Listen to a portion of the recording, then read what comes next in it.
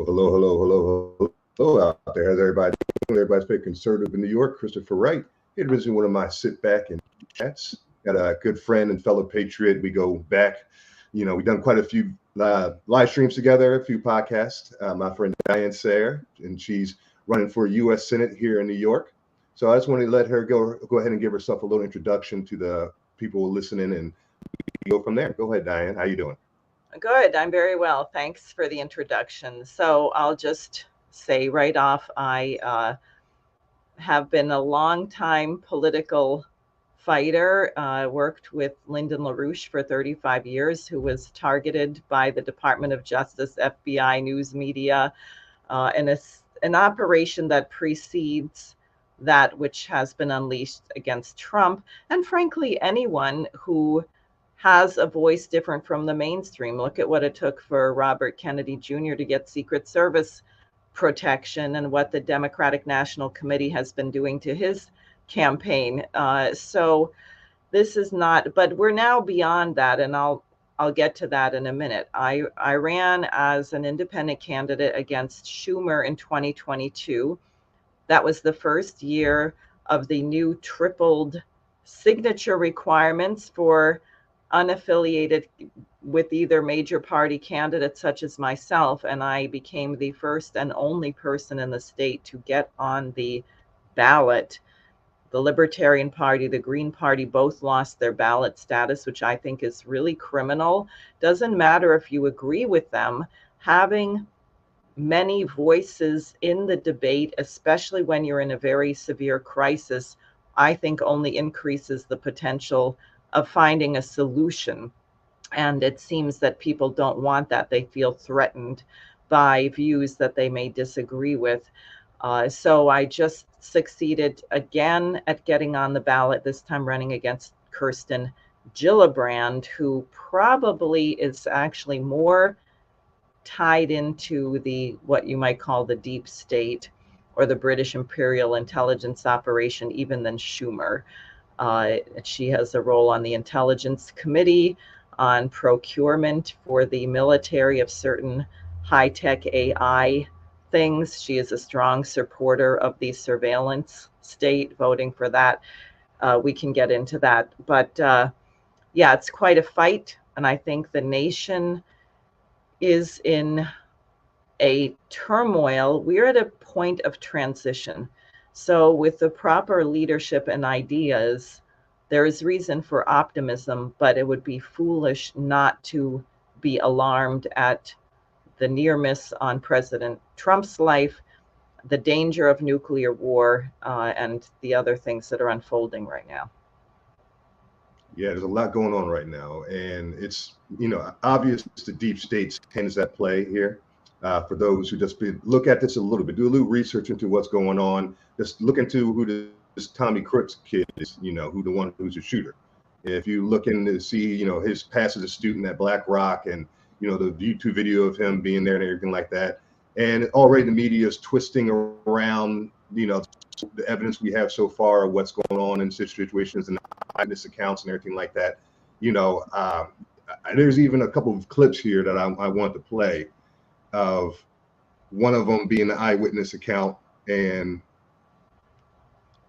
it just listen to what the eyewitness had. He was there, and he spoke about what he saw, and when you hear his account and comparing what we're hearing so far, it's two totally different things. And watch and listen to the rally, right? We couldn't see him, but we could hear him. So we walked up, and probably 5 to 7 minutes of Trump speaking. I'm estimating here. I have no idea, but we noticed a guy crawling, bear crawling up the roof of the building beside us, 50 feet away from us. So we're standing there, we're pointing at the guy crawling up the roof. And he had a gun, right? He had a rifle. A rifle. We could clearly see him with a rifle. Absolutely. We're pointing at him. The police are down there running around on the ground. We're like, hey, man, there's a guy on the roof with a rifle. And the police were like, huh, what? Like they didn't know what was going on. We're like, hey, right here on the roof. We can see him from right here. We see him. He's crawling.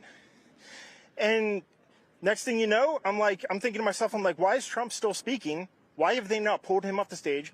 I'm standing there pointing at him for, 2-3 minutes. Secret Service is looking at us from the top of the barn. I'm pointing at that roof, just standing there like this. And next thing you know, 5 shots ring out. So you're certain that the shots came from that guy on the roof? 100%. 100%. And he. So, and these people, and, I'm hearing people coming out, it's fake and, all this, stuff like that. These people are eyewitness people that were there, and there's multiple accounts. And, it's at this point now, it's like no longer can say, oh, it's fake. This is all, this didn't really happen. We can safe to say that this did happen. The question is was it a setup? And if it was a setup, who was behind this setup? And, who do you feel is orchestrating this whole situation, or who could possibly be behind it? Well, I'm glad you asked, and if you don't mind, I'd like to share my screen if that works here, because of the censorship, I started a campaign newspaper, which I try to get out every month, but I'm not always able to do it. But this is the July 4th issue of the New Federalist, named after the paper actually founded by Lyndon LaRouche, which was named after Alexander Hamilton and John Jay and Madison's Federalist Papers. So right here on page 2, I have an article warning of a possible threat to Trump. And the lunges in the wake of the June 27th presidential debate, where Biden's dementia could no longer be hidden, and the recent Supreme Court ruling granting former President Donald Trump presidential immunity, well-placed intelligence sources report that the anti-Trump extremists within the U.S. political establishment are becoming increasingly desperate to prevent Donald Trump's re-election by any means necessary, including possible assassination. So that's July 1st. And what I talk about, very, very important, this NATO question.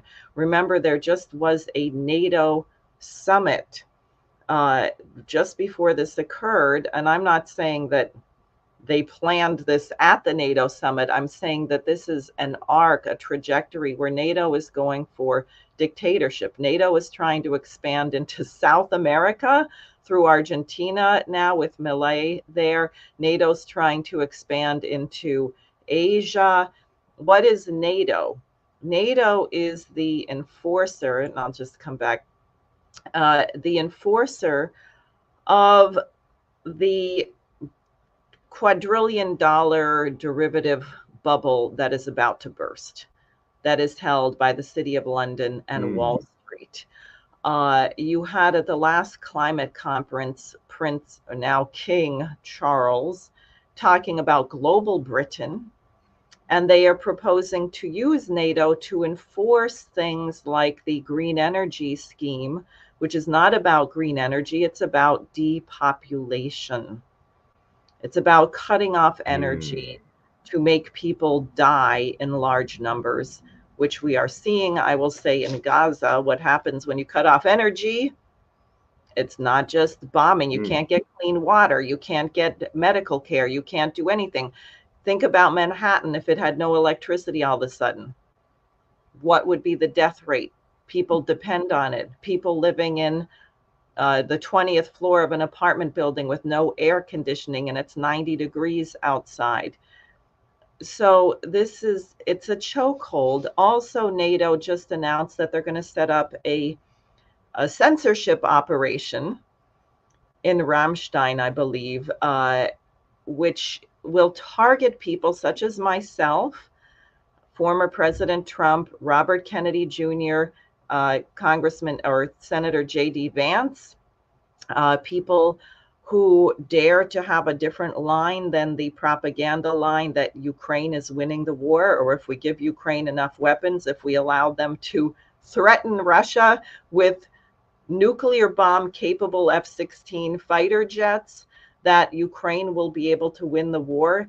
Ukraine is not going to win this war. They have lost it already. So, but saying that makes you, according to the Ukraine Ministry of Countering Disinformation, which is funded by the US State Department and our senators and all this money we're sending on there, you are what is called an information terrorist. And I will say that J.D. Vance just got added to one of these kill lists, which I am on, as is Trump and Kennedy and Tulsi Gabbard. One of them is called Mole Farm. I want to be shocked if I'm in there too. No, go ahead, Diane. I was going to say I want to be shocked if I'm on that list as well. Go ahead. Yeah. So there's another list called Texty, which we helped break to the Congress. There's 112 members of the Congress on this, basically everyone who did not vote for unlimited weapons funding to Ukraine. That has about 390 Americans on it. Trump, Kennedy, I'm on it. Judge Napolitano, various people that you would know are on this list. So when I heard about the assassination attempt against the Prime Minister of Slovakia, Robert Fico, who has bravely, even though his nation is in NATO, and as is Viktor Orban, Hungary, right, has been very outspoken about not escalating, and you're pushing us to World War III, and Ukraine should not join NATO. He was shot, I think he was struck by 5 bullets on May 15th.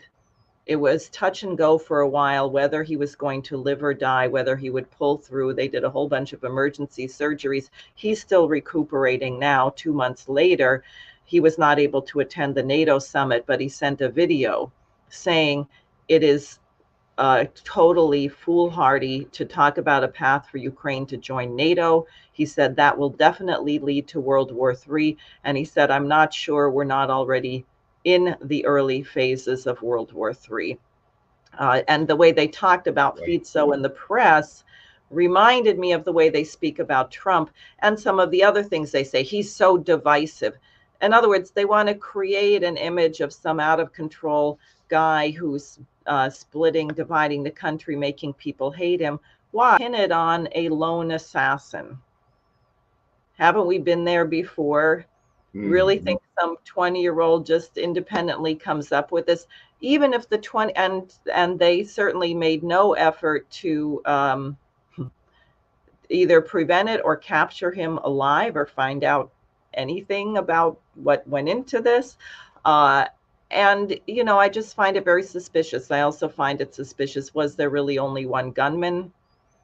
We know there's a lot of evidence coming out now in the case of the Kennedy assassination that not only was Lee Harvey Oswald the patsy that he said he was not the gunman, but there were multiple gunmen in that assassination. So all of these things, and I think it's really important to look into, even as we don't let our guard down for a minute. And I wrote a statement on this assassination saying that any sane person should be deeply grateful that President Trump survived, whether you think you support him or not, because of what would have happened to the nation had he been killed.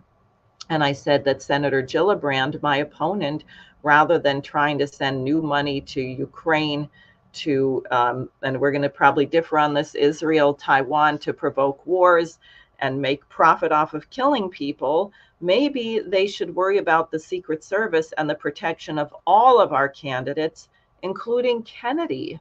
I mean, not Kennedy, Biden. I mean, including both Kennedy and Biden. I think Biden is a threat to civilization, but it's not just him. He's clearly senile. He's clearly not running the show.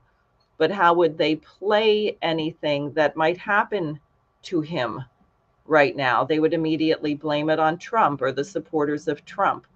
And I think, therefore, we have to get off of this merry-go-round. We cannot be part of the lie that it's just partisan and Americans are so divided and we hate each other so much and that's why this is happening. That is not why this is happening. This is happening because the financial system is collapsing and there is a fear on the part of empire, on the part of the people who own this bubble, that the American people are not going to go for World War III and dictatorship, and that Americans might remember something of our identity and become again a force for good in the world. I couldn't agree more. Couldn't agree more. Very well stated. Yeah, I like I said, I was looking at in 2016, back when Hillary was running still, and when she was running, and she was just copying the Bernie Sanders campaign the whole time. At first, at the very beginning stages of her campaign, and at the very end, when they were putting the Time magazine cover, Madam Hillary, and Bernie stepped out and was pretty much, backing Hillary at that point. She finally started becoming honest a little bit, because she, in her head, was already president. So she started just really telling people what her plans for the country were.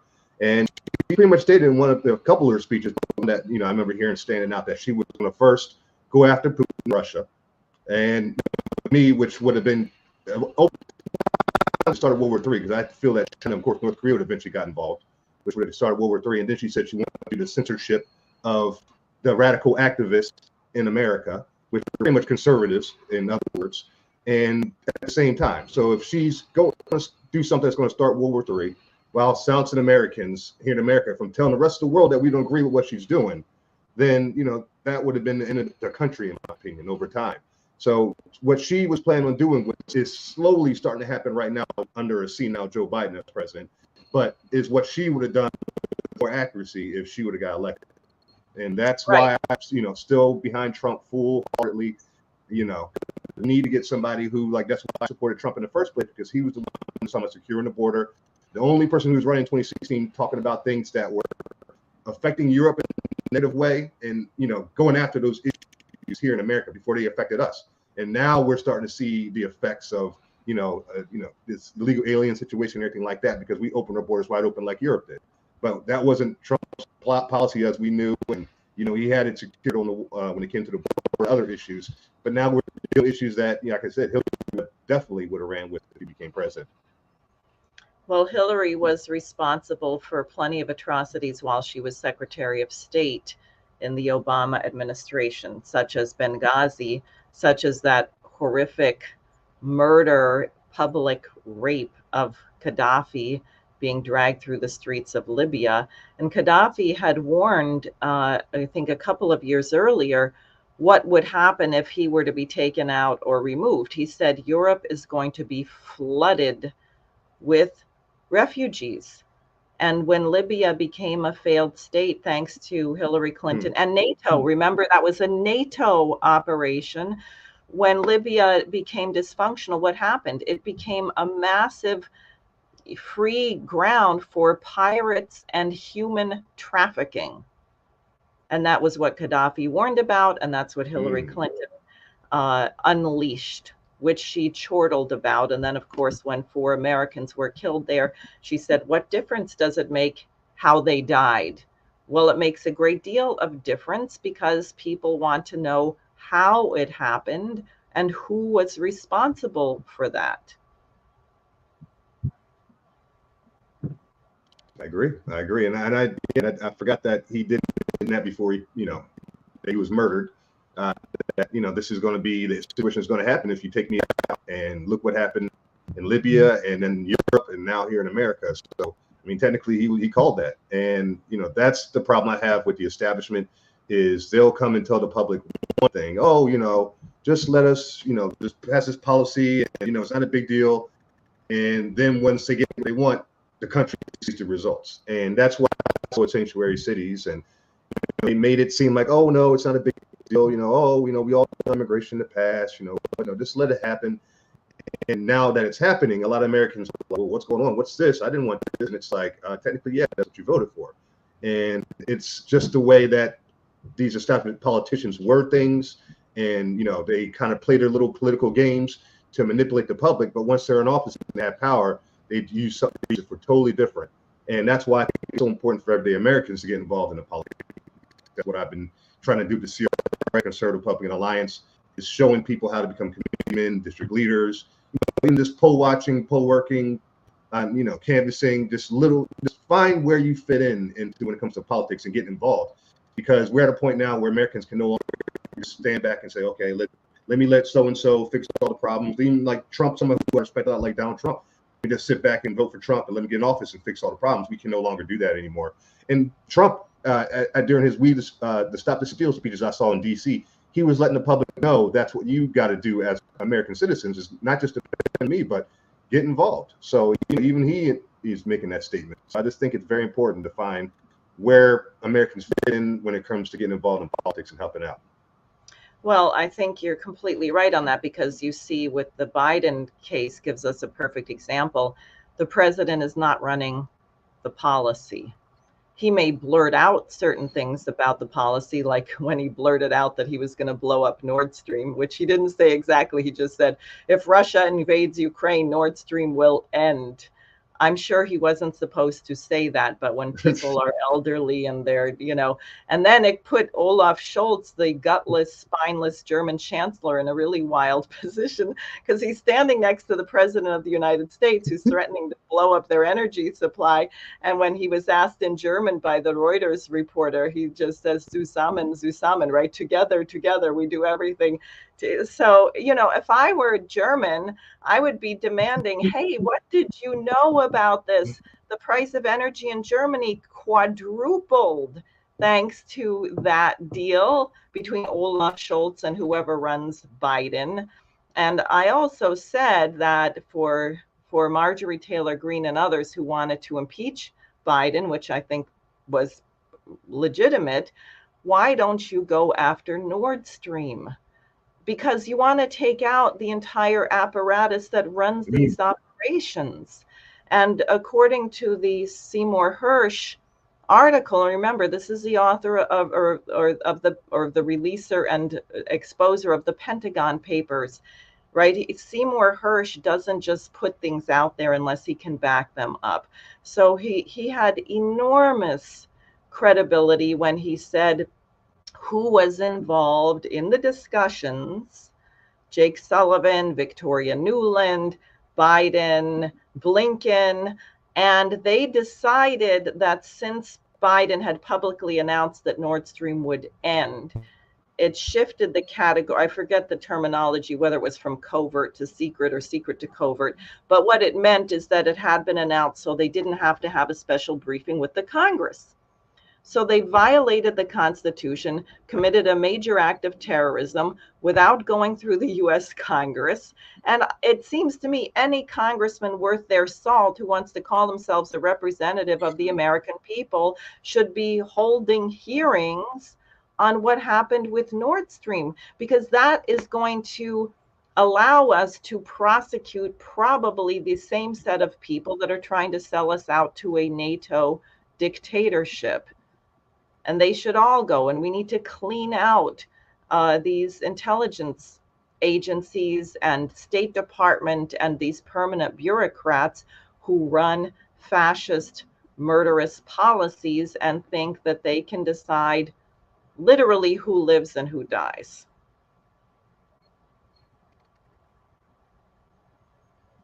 I couldn't agree more. It's time to clean house. I tell you all the time, we got to clean house from the crawl space to the attic. And that involves, to me, grassroots is a big start. I think in the past in our country, Americans had no problem coming together to get things done because they knew that's the only way you can change in this country. But I think we've gone so long, decades of really not having to fight for our freedom in this country, that,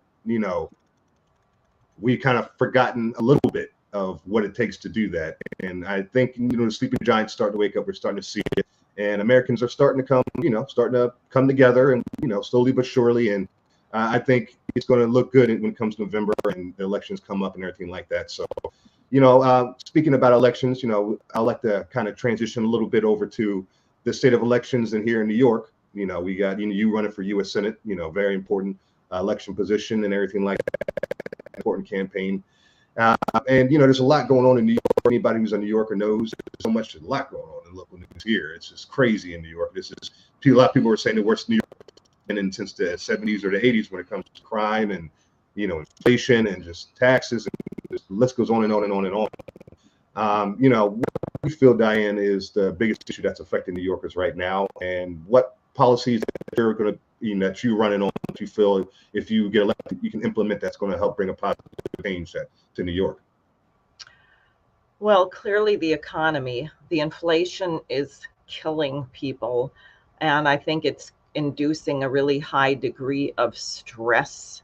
I think that's contributing to the massive spike in drug overdose deaths and traffic accidents, which I think is partly because of the uh, zillions of recreational marijuana pots with plant shops, which is, I mean, talk about a field. So we're supposed to make money off of this thing. And then they rush to set up the commission and they open zillions of shops, but the commission that's not running it or is supposed to run it can't oversee it. So I don't know how many tens of thousands of recreational marijuana shops we have in the state. Only 147 of them are licensed. So what is this? Where Ooh, wow. did you know that? I mean, That might be one block of Manhattan right there. I mean, and the line we get is, oh, we have to do it because that'll make it safer. No, it's making every 11 or 12-year-old think they ought to try it, and then they're having new kids going into the emergency room because the gummies are super high THC and this and that. And there is no regulation. There's no protection of people. They're not interested in children becoming astronauts and engineers and classical musicians. They're interested in making them contemplate what gender they are and becoming despairing, thinking that they have no purpose in life, that they're not needed. It's really cruel. But I'm sorry, I'm digressing. I'm just so upset about the culture and the way we treat children who are the future. It's really criminal. And the other, and you see this again, the migrant crisis is huge. I was on a show with someone who would consider himself a sort of left-leaning podcaster over this situation, situation in Gaza, which is genocide, being funded by the United States, et cetera. And he said, well, are the migrants really a crisis? I said, yes, it is a crisis. We already had 100,000 in 2018. There was a study done, and the New York City public schools had 100,000 children who were homeless. 1 out of 10. Not that they were all living on the streets, but they were stuck with their relatives. They were in unstable, insecure situations. And you cannot teach, and of course they weren't evenly spread throughout the city. Some schools in Brooklyn, I talked to a science teacher, retired now, doing substitute teacher. She told me she had a class where 50% of the children were homeless. And the body odor was overwhelming. They couldn't bathe. Teachers are finding themselves dealing with, toothpaste, deodorant, washing clothes. Now you bring in, I don't know, what is it, 200,000 more homeless people who have not been vetted. So you also have criminal gangs and all kinds of problems, but the whole policy is criminal. Now what do you do? This has been incompetent by design to create maximum disruption, and it is a money laundering scheme. These people who have been looted every step of the way. I went down to the Roosevelt Hotel to see who was there when Mayor Adams, I think, thought he might get more federal money to help with it by making everyone sleep on the sidewalk. So I went down to talk to people. Thank God I had a teeny bit of high school French because they weren't from South America. They were from West Africa. And I spoke with a fellow from Mauritania. Oh. And I said, how did you end up here sleeping on the sidewalk? And he said, well, they came to Mauritania. They announced that Biden has opened the borders. We love Biden. And they told us for $5,000, we could get on a plane and fly to Nicaragua. Now, who has an airplane to do that? Is it the drug cartels? Maybe they like being able to fly both ways between, sending drugs to Europe and coming back here. So they want to have human cargo one way and drugs the other way. Isn't that exactly the British East India Company? Isn't that exactly British free trade, slavery one direction, drugs the other direction? So this young man probably is one of the most enterprising potential leaders of his nation in Mauritania. If he could figure out how to scrape together $5,000 and come here, but he's not going to be in Mauritania building his country. He's going to be here chasing after a dream that doesn't exist and sleeping on a sidewalk. So the whole thing is criminal. And I think there's not a simple answer. There's obvious cases where we've gone in, like in Europe, and Obama and others decided it was their business to overthrow the government of Syria. So they started funding ISIS and Al Qaeda to do that. So millions of people fled Syria. Where do they go? To Europe. And I have to say on this immigration question, if you broke it, you own it. You used to go in a store and it says, if you break it, you own it.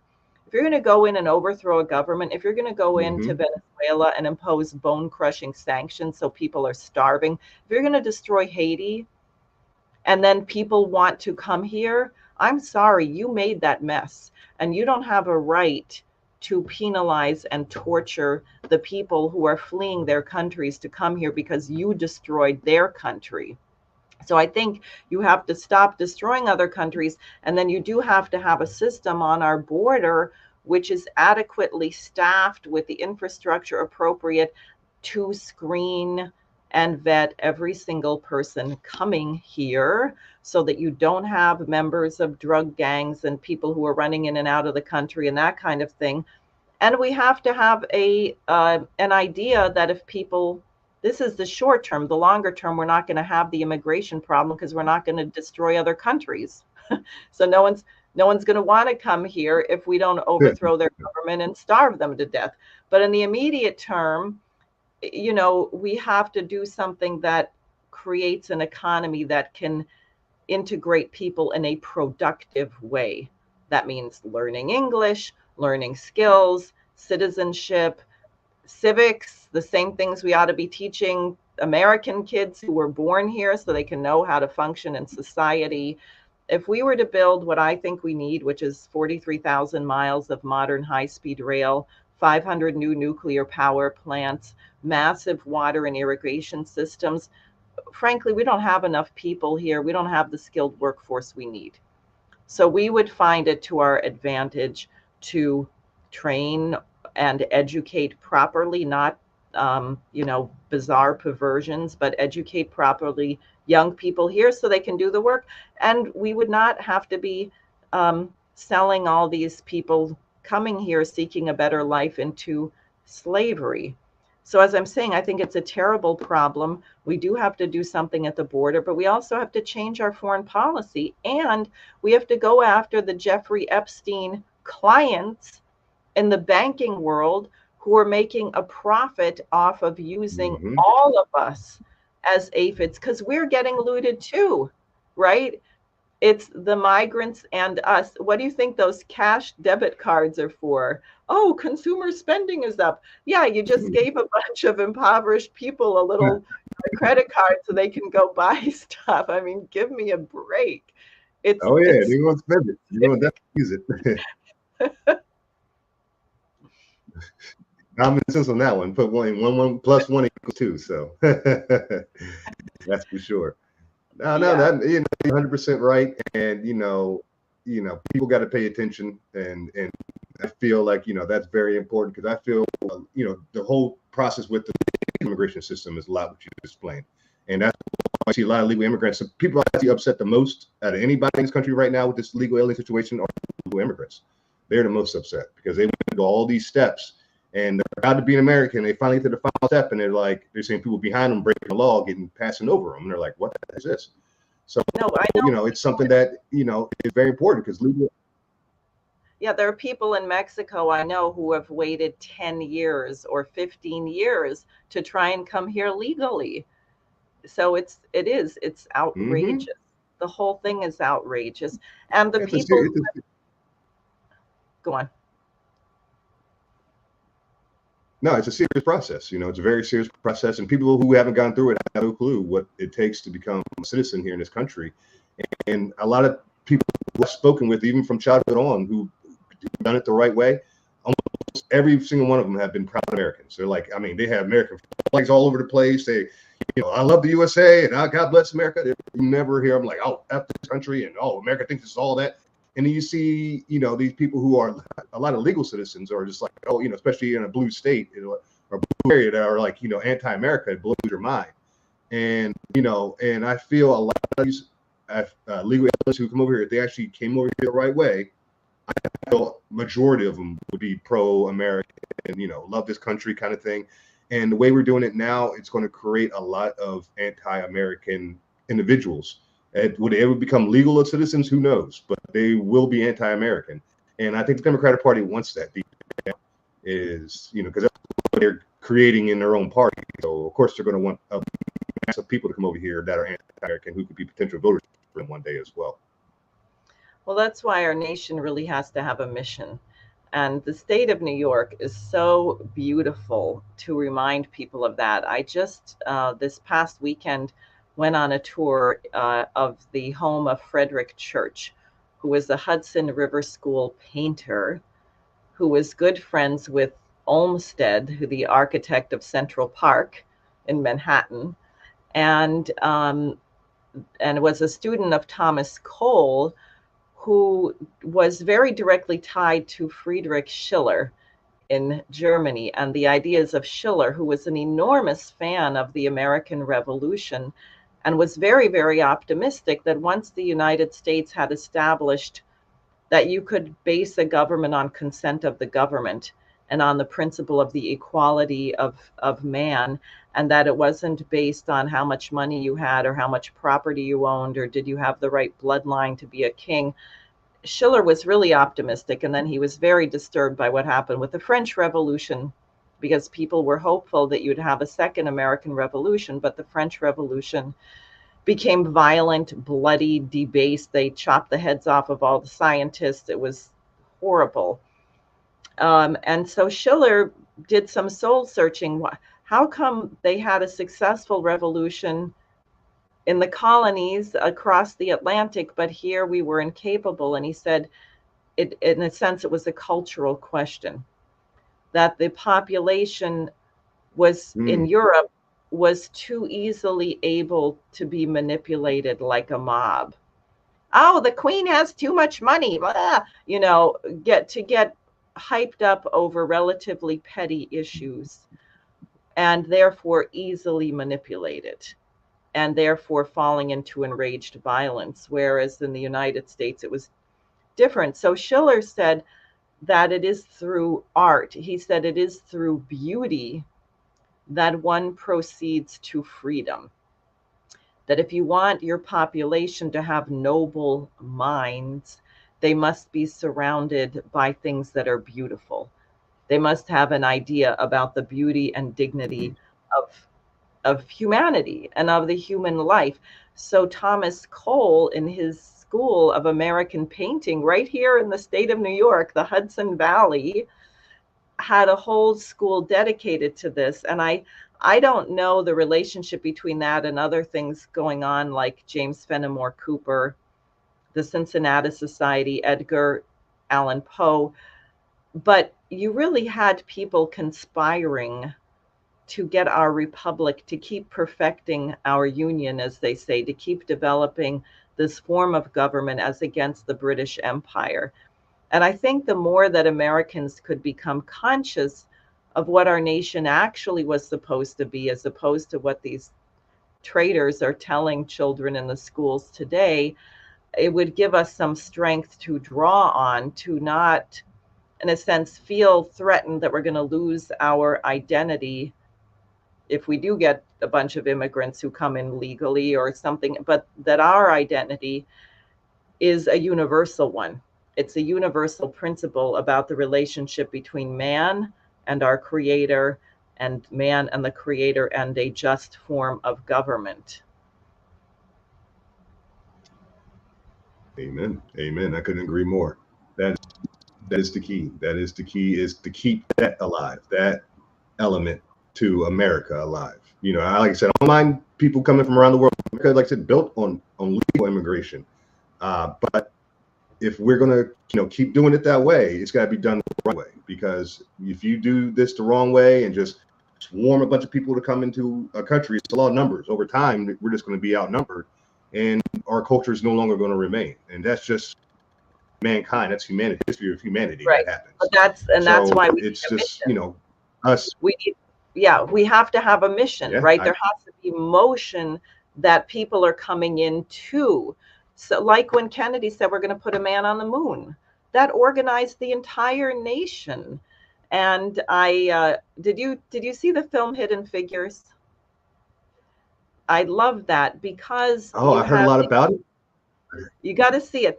So you had this team of geniuses of African American women, and I just actually read the first Black astronaut, who was from Paterson, New Jersey. He's 94 years old now, and Kennedy watched over him personally to make sure that he wasn't discriminated against at NASA. And unfortunately, when Kennedy was assassinated, his status changed, but he did actually get into space. There's a whole wonderful story. So he says his mother was the one who taught him about the orbits of the planets, the questions of trajectories. How do you know? So his mother, maybe she was tied into this, I don't know. But so they had these brilliant women who were what they called the calculators or computers, because they didn't have IBM, was only developed through the space program. Now we had segregation in that time.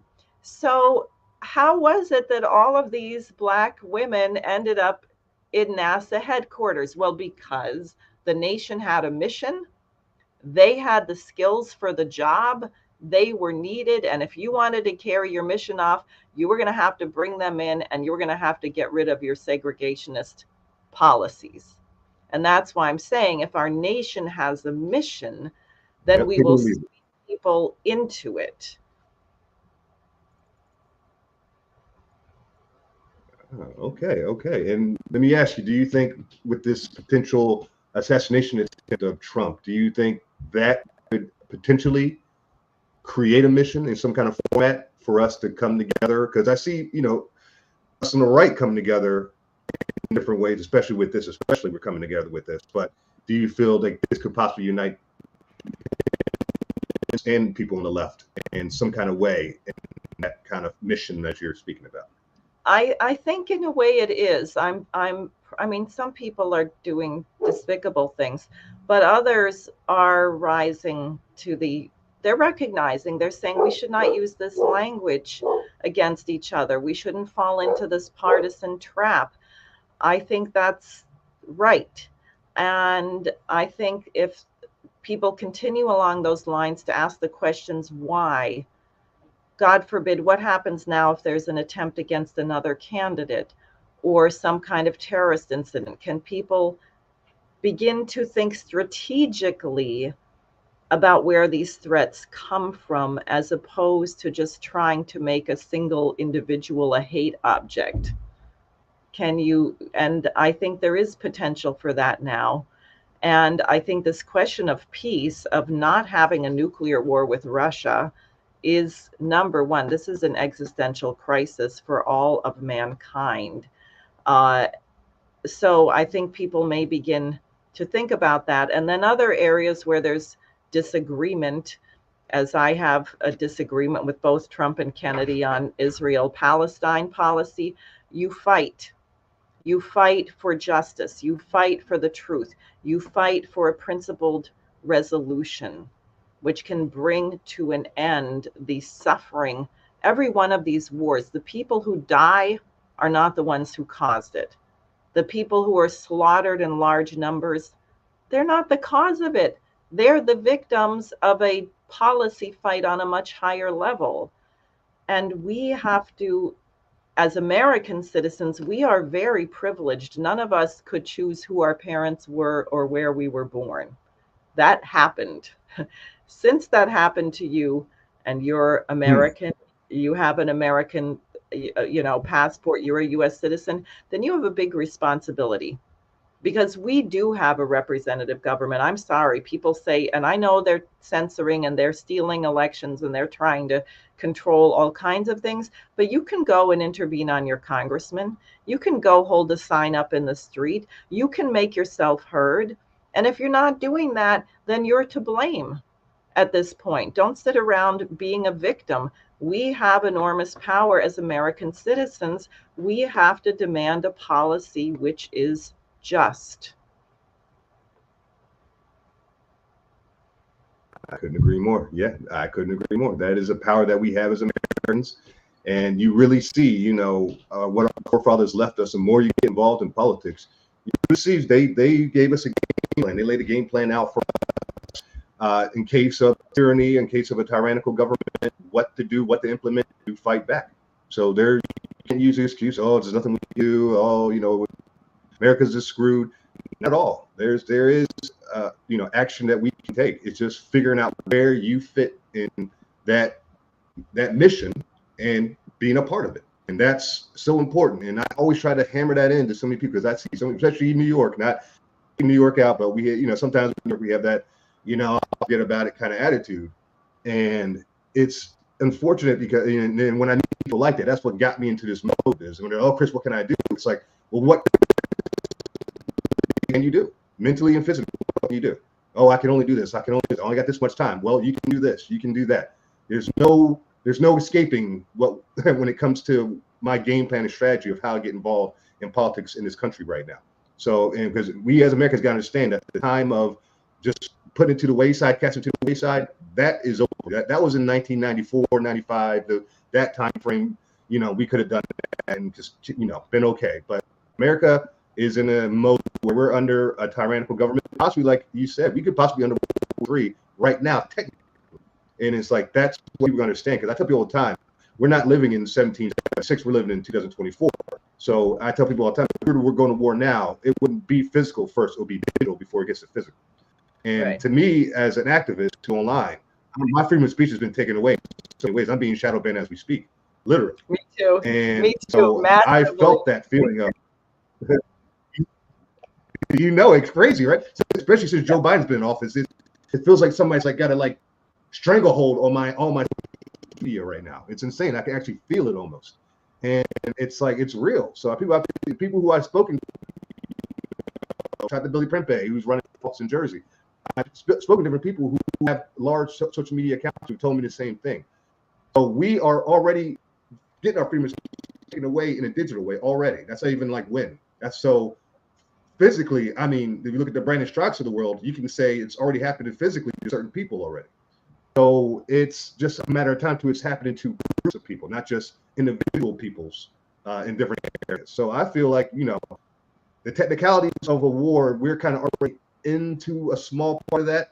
It's just if we don't fight right at this very moment now, we're guaranteed to be in a World War III in time, in my opinion. That's why it's so important for people to wake up right now. Agreed. Absolutely. And I got a guy who I want to, yes. And there's a couple, a quick question I want to get to. There's Sophia Bell. She had a question here. I want to bring her up. And it's a good question, so I want to bring it up. It says, Christopher, do you think we can turn New York red again? My mother is law. She grew up in upstate New York. She always said most New York is red. It's just New York City that keeps it blue. Praying for you both. All right, good question. And you actually know, she always said, you turn New York red, turn New York red. He threw that out there. I think that she made it, and she answered. Go. Okay. You go ahead. There's a lot of static. Maybe it's part of the shadow banning too. But I think, frankly, in the 2022 elections, I'm not sure. In fact, I'm quite sure that what they said were the results of that election were not accurate.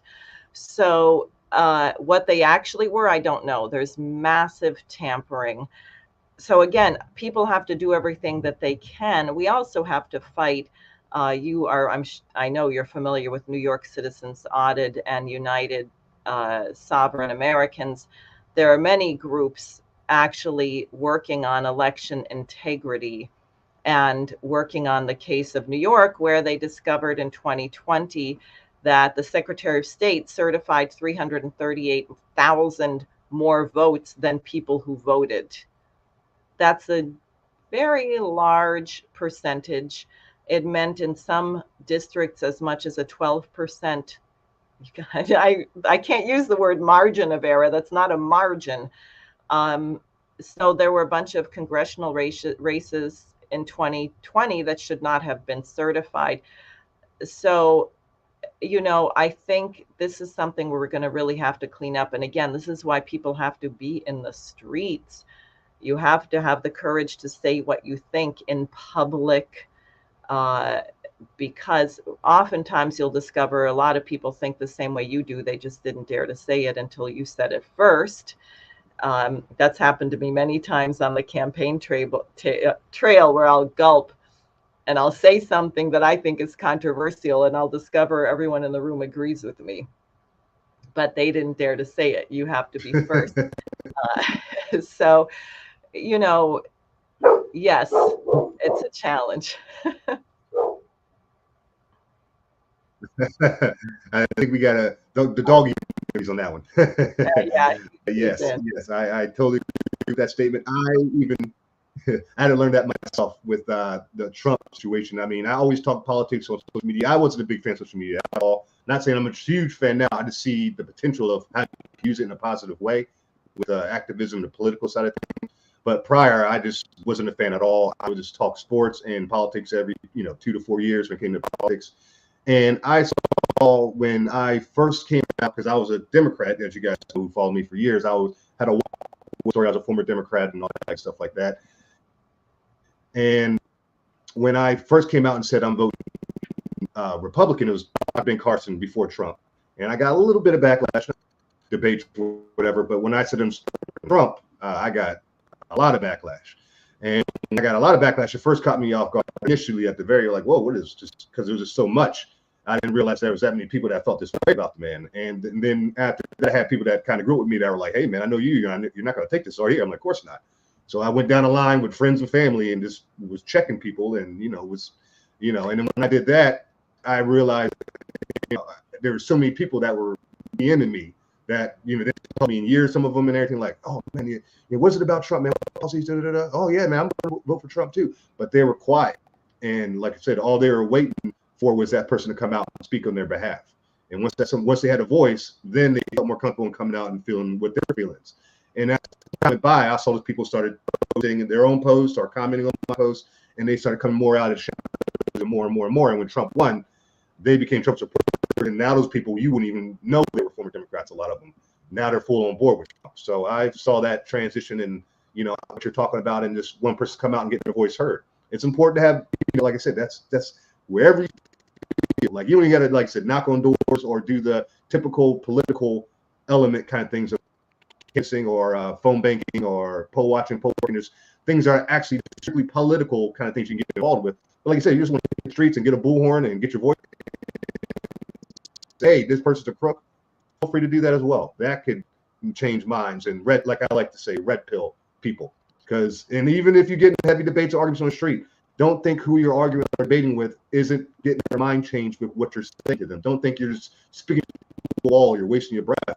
There's times when I'm debating, getting a heavy debate or argument with somebody, and that person, and that person has come back to me later on, months, even years later, and said, you know what, that you were right on that. You changed my mind on this.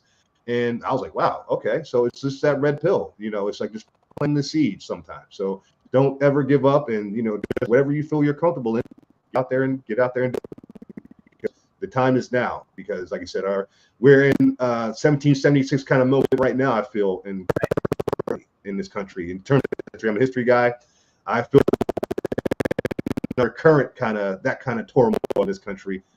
So we got to wake up like we're in that turmoil, and that's what I feel my duty is. That's why I feel God put me here at this time in history for me to do this. Because I like people that follow me for a while. The only reason I'm in New York, period, is because my good friend Kwan, who's got a great YouTube channel growing right now, as a prophet herself, had a dream. When I met her, she told me a God spoke her through dreams. She had a dream I was in New York doing some political, and that's the only reason why I moved here, was because of that dream. So, I feel that we're all here at this time to. This is his nation, and and the time is now. So it's time to get out there and get involved. There's no more excuses. And I'm think I'm going to end on that note. And if there's Diane, anything else that you want to say, feel free. I would like for you to have a message. Well, thanks very much. I would just like to tell everyone who's listening to please visit my website, sareforsenate.com. And it's spelled as Chris has my name there, SAREFOR, not the number 4, SAREFOR, Senate.com. You can volunteer, you can donate. I need funds. I am not funded by any super PACs, APAC, none of that. All individual support, which also allows me to speak the truth. But we don't get rich doing that generally, not in a criminal society. So, and Christopher, great to be here with you again. I really appreciate your work and your courage. Thank you. And I appreciate what you're doing, and likewise, and you are the definition of grassroots, and I respect what you're doing, and keep up the great work, and I only hope for the best for you and your campaign. Thank you. All right. No problem. All right. So enjoy the rest of your day, Diane. And like always, everybody out there listening, remember, if you enjoy the content, please like, subscribe, share. It's very important. Like I mentioned, shadow banning, the big tech does what we can do to shut the Chris Wrights and Diane Sares of the world down. So your likes, shares, and subscribing comes very handy. So please, if you enjoy this video, like. That would be very appreciated. So like always, may God bless everybody out there listening, and may God bless the United States of America.